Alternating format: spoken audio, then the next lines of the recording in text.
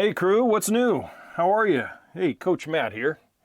Glad you took a couple of minutes in your busy day while you're traveling or running or biking or doing whatever you're doing. Join me for just a few minutes. A little bit of education for you here, especially if you're considering or you have a new landscape going in or is in, especially this time of year, the summer season. Yep, you know something? I've kind of come to realize it or equate it to having a new baby in the house. You have to treat it like a new baby in the house. Well, you know, not quite as important, obviously, but awfully darn near. We're talking about that crucial 30 to 45 days after install. Whether it is a single tree or a whole damn yard, doting and checking on it every day is the order of the day. Hey, once again, I'm glad you're here. Let's talk about Landscape Parenting 101, shall we? Hey, I'm Matt. You can call me Coach. Every Friday, I bring with me landscape DIY education, concepts and theories, ideas and solutions, so you guys can go out and tackle a landscape project yourself, get professional results, save a whole lot of money in the process, and in this day and age, be a lot more self-reliant. Man, after a 20-plus year career in the green industry, I'm bringing with me a lot of knowledge and experience that I want to share with you guys, the new, modern, educated, self-reliant homeowner of today.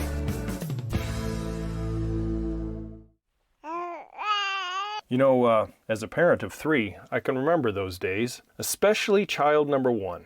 Coming home from the hospital, I tell you, I was scared at the whopping age of 23 years old, on so many levels to boot. I hardly slept. I got up only about 3 times less than my wife at the time every night to check and see that daughter was breathing and sleeping. And that was in addition to when we had to tag team the feeding thingy. I remember when my daughter actually slept through the night the first time for about 7 hours straight worth. Oh, crap. I was grateful, and then when I realized it, petrified at the same time, when I realized the whole freaking night. Then, of course, that didn't last very long because in a matter of a few weeks and months, the teething started, and all of that kind of slipped backwards for a while all over again. Any of you guys go through those first 30, 40 days of parenting terror? Yep, we've all done it, huh? Well, not quite on that same level. A new landscape just installed is much like this parent-baby thing. You planned it out most of the time. You allocated the space and resources, again, most of the time. You make the new landscape happen. You bring it to life one way or another. You've been doing it yourself, rah, rah, rah, or you've had it done. Am I right? Well, then there is the absolutely crucial 30 to 45 days of landscape parenting. If you constructed it yourself, you know all the subtle nuances and all the successes and failures along the way. If you are finishing up this new landscape project this time of year, say like June through mid-September, or at least when the days are long and warm days and warm nights, guys, man, pay attention. Please. And I have a story to share with you in just a few minutes. Don't go away. Do not just rely on that automated sprinkler system that you so diligently put together, and don't rely on the clouds to gather every single day and give you a dose of water. Just because that baby has had a drink does not mean you can just forget about it. Here are a few key things I thought I would share with you to make you aware of and for you to key in on during that establishment period. Let's take a look at them real quick, and then we'll really double down on them. Number 1 is moisture, obviously. New landscapes are going to need moisture at various levels at various times. Another thing, and you will find out that this is probably numero uno, is settling. Settling of trenches, settling of plant holes with plants in it. I'll talk to you more about that. And because of that number 1 and number 2 there, moisture and settling, plant stress.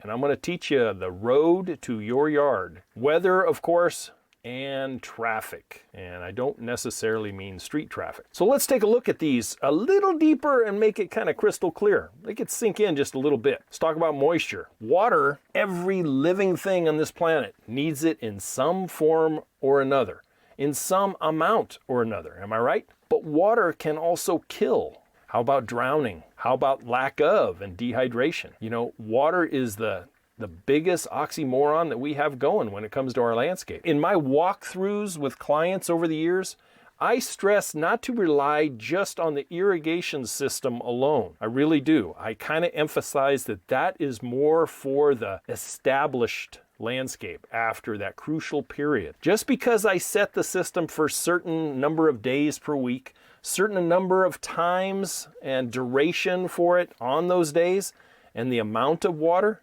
the landscape itself will still tell the client and will tell you what it wants, more or less of it. And let me forewarn you ahead of time. In the heat of the summer, it will tell you rapidly, and I mean within minutes, of whether it needs more water, or unfortunately, by the time you start seeing signs of too much water, it may be too late. So pay attention, and pay attention close.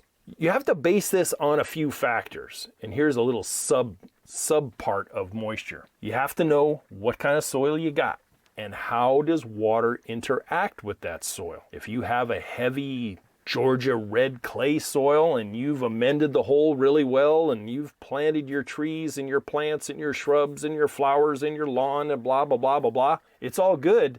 But if you set your planting beds, whether it be spray system or drip system, for like a half hour on a spray system, and you basically flood it 3 times a day, well, those holes are going to become saturated because the water will not perk fast enough. So you have to be very diligent in figuring out where that magic balance is. How much water does it have to go on at what time of day? The other thing is the time of year. What time of year are you actually doing this? Now, I'm speaking to you in the precipice of summer of 2022. We're almost there at June 21, starting the summer solstice. So if you're doing this, say, wherever you live, you're able to do it in March, or you're able to do it in early April or early May. Totally different factors might play into it. I can remember, when I practiced, man, people would hire me and I would get going, say, let's just hypothetically say the 1st of April. And I would get going and it would be a 1-month job. I would finish that, say, 4-week job up. Now we're at the end of April. And in the Central Valley, things could be almost anything at the end of April. I could have 1.5 inches of rain, or I could have 95-degree temperatures. So it was very important to pay attention to the time of year I was doing this, and then set the clients on a path of success based on what I saw on a long-range forecast and my expertise. The other thing is the immediate local environment of your yard. And everybody has one. The immediate local environment means exactly where that plant is placed. What is it going to be like during planting for the next 30 to 45 days? What is it going to be like come fall, winter, spring? I'll expand on that just a little bit more because it's very important in just a minute. And lastly, the quality of plant material and the level of planting expertise. If you go out and you buy an underrooted plant, and sometimes you won't know unless you actually tip that can over and kind of look at the root ball before you throw the checkbook down. You have to find the best quality material plant-wise for the best dollar. And then you have to follow a great planting plan expertise. You have to dig those holes, just slightly deeper than the root ball, about 1.5 to 2 times as wide. I always found, some people will follow another path, but I have always found really good success doing a 50-50 mix between native soil, planting mix, organic fertilizer, and just a little bit of mycorrhiza that would go in each hole. And, since my job as a pro was not to have to come back all the time and replace plants, I always had pretty good success. I don't ever remember except replacing one tree in my entire career. It doesn't mean that something didn't die, but it didn't die in my 45-day window of plant warranty. Let's put it that way. This also applies beyond just the greenscape. This also applies to some new hardscape if you're putting it in. Super hot days following the install of new patios, concrete patios, and concrete walkways will require a good, diligent approach as far as moistening those surfaces and keeping that curing rate mitigated down so that it doesn't cure up super fast and have any expansion and cracking except where it was designed to crack. And let me tell you up front, concrete will crack. It is going to crack most of the time somewhere. That's why we have expansion joints and cold joints in there. That's why we reinforce with rebar and wire to try to mitigate the cracking as much as possible, but it will happen, and only Mother Nature will tell you where it's going to happen. We just hope that we can kind of direct her to those joints where to crack. Now, another thing to consider is if you put your landscape in, or someone has put it in for you, and it was the heat of the day, it was a comfortable 82 degrees. And yet a week later, here comes the heat wave. And now instead of 82, you got 102. And maybe you have 90% humidity. Bigger stresses really come to bear on those plants. Remember, what your plants were used to before you came into their lives, let's take a look at that for a second. They were grown under the most perfect conditions. They really were. Where they were raised, starting from cuttings or seedlings or seed or whatever it was, they were under perfect conditions, just the right amount of sunlight. In some cases, maybe even under shade cloth amount of sunlight, just to dampen the direct sundown, just the amount where it grows perfectly but never tip burns, never suffers any sort of burning no matter what the conditions are outside. Perfect water, maybe even treated water and filtered water for the perfect acidity for those particular plants, and constant irrigation supplied doses of fertilizer for the most optimal growing conditions. Now, does that cause those plants to grow faster and mature faster? Absolutely. Then it gets pulled and jerked off the table or off the ground, slammed on a trailer, crammed in a truck, transported maybe for 24, 48, 72 hours with no additional water, or maybe for 24, 48, or 72 hours or more, and then they land at the retail nursery. Hopefully, they get a good dose of water. However, I have seen plants come off trucks dry as a bone, slapped on pallets, put out in parking lots, and nothing happens to them. Not a darn thing. And there they sit, ready for sale, right? Well, if you think about that, if you think about maybe where they originated and when they came to your town area for sale, maybe totally different conditions than where they were just that few short hours ago. Now imagine you in, here we are, June of 2022, and someone comes to your house, jerks you with your little tank top and your shorts and your flip-flops out by the pool or whatever. They throw you on a truck or a plane. They throw you up to the Arctic Circle and take you out, shove you in a little lean-to cabin, and that's your new area of living. Think you'd go in a little bit of a shock? Yeah, we would. Or you're thrown down into the jungle of the Amazon, and all of a sudden you were used to, South Dakota, and now it feels like you're in 100% humidity with snakes and spiders and all kinds of things that bite, sting, and scratch. Yeah, it's a different world. Same thing goes with your plants. So, physically checking that ground moisture, especially sod lawn, is critical. Sod can take standing water, believe it or not, for short periods of time, but you certainly don't want or need that much. Some plants, if grouped together correctly, and this goes to plant selection, have very similar water needs. But pairing or mismatching different plants that have totally different needs can make things very challenging during that first 30 to 45 days, especially when you have them on the same water zones. And I'll just give you a for instance. Maybe you have a drip zone that waters this side of the yard, and this side of the yard includes creeping manzanita out there by the boulders, and then it also waters the hydrangeas and hosta up underneath the whatever tree, and it's in kind of a shady condition. And so how do you balance that? How do you do it by going out and checking? And if the manzanita is wet, if the manzanita is moist, then maybe you have to drag a hose for a little while and you just have to hand water those water lovers and take care of them manually for right now. Or you can drip irrigate things like that and then have maybe 1 gallon per hour emitters on the manzanita and 3 gallon per hour or 5 gallon per hour drippers on the hydrangea and the water lovers. Something to think about. Hey, back to lawns for just a minute. I always suggest, although sprinklers are a great way to alleviate watering maintenance time for you, take time to have a hose on standby and hand water those seams and edges for the first week or so, depending on what the weather is, but especially if you're in the middle of a heat wave, after a summer installation. Anyway, moving on just a little bit. Let's talk about time of year. In my humble opinion, and in this order, these times of year work best for new landscapes. Hands down, I think a lot of my colleagues in the green industry will agree with me. Hands down, period.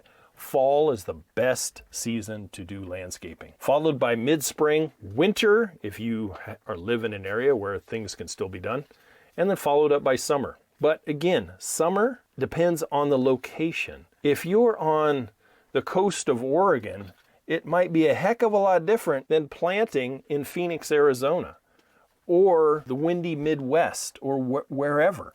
So summer is not a, I can't do it type of thing. I have planted many a landscape during summer. It's just you take some precautions. Like I told you earlier, new landscapes face enough challenges as it is.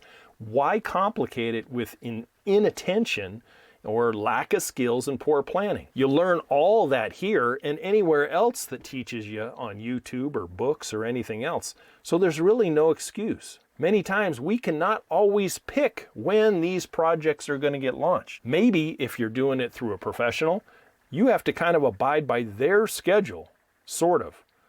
And maybe if you're doing it by yourself, you have other things, like your vacation time, when you have resources available, when the kids are not in school or whatever it might be, and you have the time to do it.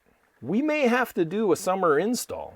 I know, like I've said, I've done many of them. If this is your situation, just listen up. It is not certain death of your huge landscape investment. It just requires that closer attention to detail, more daily scrutiny, more eyes on and hands-on inspection, and a hose at the ready should it be needed. Hey, here's that quick story I promised you. Many years ago in Tracy, California, I put in a new landscape, and upon completion, I did my usual walkthrough with my clients, and I gave them detailed instruction as I warned them about the hotter days and the windier days that were ahead. So I told them to keep a close eye on things. Well, the missus kind of looked at me in a very naive way and said, "Isn't that what the sprinklers are for, Coach?" And I said, yes. I said, but despite that aid in the watering chore, physical inspection and being vigilant for the next 30 to 45 days is going to be really important. Well, they didn't tell me anything during this walkthrough. They didn't tell me what their plans were. Well, they decided, and they did not tell me, that they had vacation plans in Fiji for 2 weeks, 3 days after I left and after the walkthrough was done. Temperature soared as I promised, and we even had some brownouts occur in the Central Valley where power went out, which kind of threw the sprinkler system a little wonky, and things became stressed in the new lawn especially, and in some cases, plants died. Well, who do you think got blamed for that? That's right, my phone rang immediately after they returned. And I went out and I looked at it, and sure enough, they'd had lost the whole lawn. They had lost 2 trees and a couple of shrubs. Well, I said, What happened? Well, we kind of, went on vacation and we weren't here and we didn't have anybody watching the place or anything else. So, needless to say, I did not pay for those plants to be replaced. I did replace everything at their cost, and we moved forward. But doggone it, that is not the time. You bring that new baby home and you tuck it in the backyard. It's not the time to suddenly rip it out of the cradle and say, hey, we're going to Fiji, let's go. No, that's not it. Otter days just means pay attention, check on it. Twice a day minimum if you're in the middle of a heat wave. And we talked about immediate local environment not too long ago. Everybody has one. Immediate local environment, that is for instance, a hot reflective heat off of a west wall that you've landscaped. And there is maybe a 90-degree day, but that heat coming off that west wall will be as much as 120 degrees. Big windows, maybe somewhere within the landscape area that has reflection during certain times of day. And we all know what that magnifying glass feeling can be like. Or hot heat-absorbing patios that radiate heat out all afternoon into the immediate area, especially if you have like container plants or something on a big patio that you just potted up. Full sun areas in April, but when the neighbor's huge trees next door leaf out, all of a sudden the area becomes almost full shade. And you failed to realize that, oh, maybe I don't need those blah, blah, blah full sun plants in a full shade area, and now I may have to change my thinking. So immediate local environment can be right within your own yard. So you kind of get the picture on that? Okay, moving on. Here's another one that happened to me as a contractor. I installed pretty much a beautiful shade-loving garden on the side yard of a client's house a few years ago. And the project turned out great. It took a ugly side yard and it really turned into a nice stepping stone path with lights and ferns and small Sasanqua camellias, and it really looked good. Well, it was a shady area because of the neighbor's big oak tree. Well, unbeknownst, 6 months after my install, that neighbor had to cut the tree down and grind it out because it was lifting their back patio and walkways terribly. So suddenly, that beautiful shade garden was now scorched by full sun. And the client called me and said, what am I supposed to do? And I said, well, I really don't have an answer for you, except we can come back and switch that stuff out to full sun animals. And that's exactly what we did, at their cost, of course. So, plant selection, water selection, plant compatibility, zone selection. So if you have less water demanding plants on one zone and more water demanding plants on another zone, makes things a little easier. There are a lot of versatile plants out there that can adapt after that crucial 30 or 45 days or so. But some plants can be really finicky and will throw literal tantrums for a whole season or more before they adapt, or worst case scenario, give it up and just die on you because they're just not happy, and wherever they're at, they're not going to thrive at all. Let's talk about settling just a bit. Probably one of the single most biggest causes I have ever seen of landscape demise. Taking all the time in the world to plant everything just right, only to have plants settle in that hole and succumb to crown rot and other forms of plant suffocation. Probably seen this more than anything else on consults and plant death diagnosis. It's really easy to lose sight on it. You maybe dig that hole just a little too deep, or you dug it deep, but you really didn't firm up that bottom. You really didn't firm it up. So remember to plant so you have a hole maybe just an inch or so deeper than that root ball you're putting in the ground. Or if you do decide to make it a monster hole, you've got to pack the living heck out of that thing on the bottom side so you don't get settling. And like I said before, 50-50 mix with some organic fertilizer and a little mycorrhiza, man, you're off to a good start. But go out there and check. Check at the end of the first week. Check at the end of the third week and the fourth and the fifth, and make sure you're not having a settling in each planting hole, because it'll take out a $400 tree just as fast as it'll take out a $12 gallon plant. I guarantee you that. So make sure when you plant, you actually purposely leave an inch of that root ball sticking up high so that it looks like you made a mistake, but you really didn't. And then when you do mulch with whatever you mulch, I'm going to say an organic mulch, a bark chip or pine straw or whatever, don't mulch right up to the trunk of the tree. Leave it open just a little bit, and make sure that your drip emitters, they don't go right on the trunk of the tree. They're out there in the root ball area, and on opposite sides. All right, let's talk about traffic. If at all possible, refrain from having foot or animal traffic throughout the area for the first 30 days or so.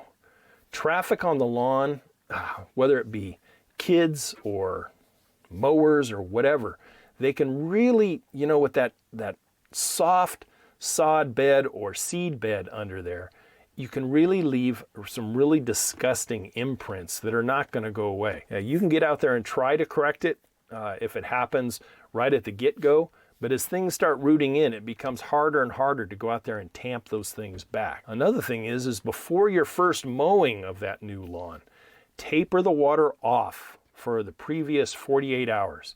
By the time you get into 2 weeks, you should have some good rooting going on if you put in sod.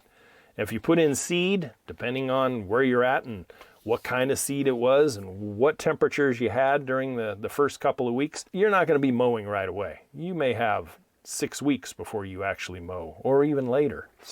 But let that turf bed firm up a little bit before you take the mower out and start rolling it across. It'll really reduce the ruts and tire marks and stuff. I have seen, and this is no slam against dog owners, but I have seen doggos literally destroy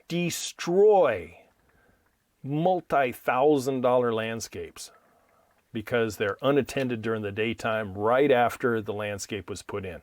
People got to go to work, but they figure, hey, Fido's part of the family. He needs to be outside. He needs to do his business, and But I have seen neurotic animals destroy sprinkler heads, destroy risers, the Schedule 80 gray risers with shrub heads on top.